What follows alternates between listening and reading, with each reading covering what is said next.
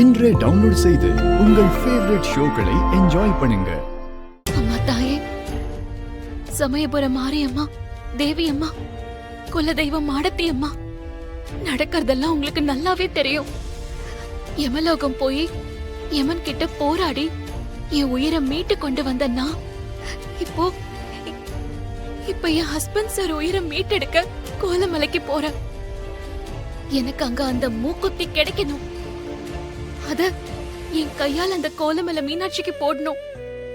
அப்பதான் நான் போற காரியத்துல எனக்கு வெற்றி கிடைக்கும். உயிர் ஒரு இடத்துல, உடல் வேற இடத்துலன்னு பிரிஞ்சிருக்கிற என் ஹஸ்பண்ட் சார ஒண்ணு சேர்க்கணும்.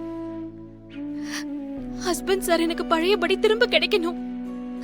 அதுக்கு நான் போற காரியம் ஜெயிக்கணும். அதுக்கு நீங்க தான் எனக்கு துணையா இருக்கணும் தாயே.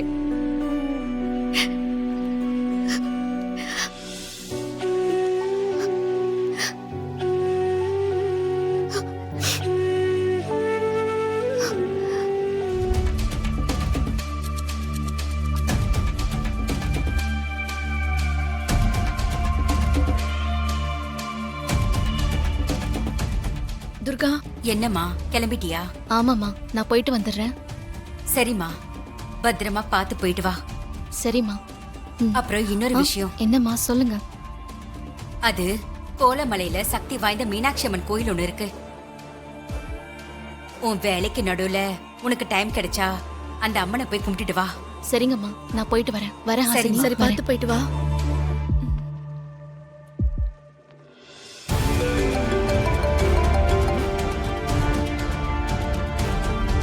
ஹலோ, அப்படியா? எப்போ? வந்துரு. யாரு சிஸ்டர்? டோங்லி வந்தாச்சாம். பாப்போம். கரெக்ட் டைத்துக்கு தான் வந்திருக்கான். சார், வேற எதுவும் வேணுமா சார்? ஒரு முட்டை போண்டா வேணும், கிடைக்குமா? பாண்டி, ஒரு காஃபியே போதும். Okay sir. யோ, உன் தலைவன் டோங்லி வந்துட்டாருன்னு சொல்லித்தானே எங்க மாதாஜியை வர சொன்ன. நாங்க வந்து இவ்வளவு நேரம் ஆச்சையா. எங்கயா உன் தலைவன்? On the way bro, wait பண்ணுங்க. ஆன் தி வேவா? அப்புறம் எதுக்காக வந்தாச்சுன்னு ஃபோன் பண்ண? நாங்க அடிச்சு புடிச்சு ஓடி வந்திருக்கோம். ஏர்போர்ட்ல இறங்கிட்டாருன்னு தான் சொன்னேன். அது நீங்க தப்பா புரிஞ்சுக்கிட்டீங்க. மாதாஜி, முதல் கோணல் முற்றும் கோணல்னு சொல்லுவாங்க. ஸ்டார்டிங்கே சரியில்லையா மாதாஜி?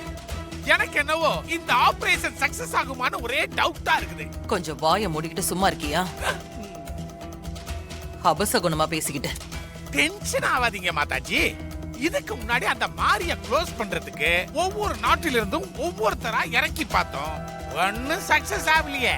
இத பாருங்க ப்ரோ, மத்த நாட்டுக்காரங்க மாதிரி எங்க தலையை எடை போடாதீங்க.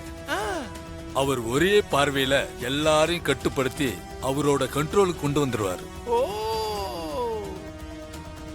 அதுக்கப்புறம் அவர் என்ன மனசுல நினைக்கிறாரோ அதத்தான் தலைவர் கட்டுப்பாட்டுக்குள்ள வந்தவன் சொல்லுவான். எதிரிகளும் மொத்தமா குழம்பி போயிடுவானுங்க. ஓ, என்னது சினிமாவில வில்லனுக்கு பில்டப் கொடுக்கற மாதிரியே கொடுத்துக்கிட்டு இருக்கான். இவன் உண்மையத்தான் சொல்றானா இல்ல சும்மா ஏத்தி விடுறானா? எங்க தலைவர் வந்தாச்சுங்க.